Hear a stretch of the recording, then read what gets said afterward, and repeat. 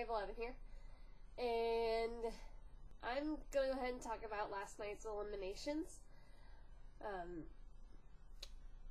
Andrew Garcia, not a big surprise. I think that he should have left a long time ago. And, you know, what else is there to say? Katie Stevens, again, you know, I think that she was a better singer than maybe Erin, and she probably should have outlasted Erin, but that's probably about it. You know, she was going home in a week or two anyway, you know. Yeah. And so sorry again.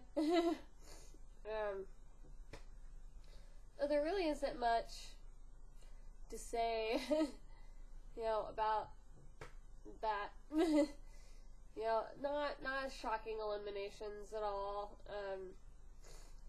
So yeah, I think that's pretty much it for me. I'm not gonna go and get into the performances because, okay, fine, I will.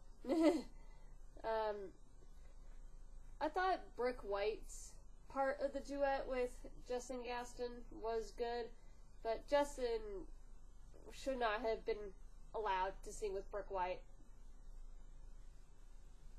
because Brooke White is very, very talented and Justin Gaston is not.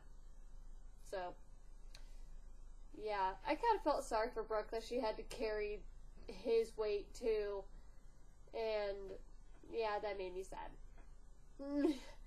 And you know whose performance I thought,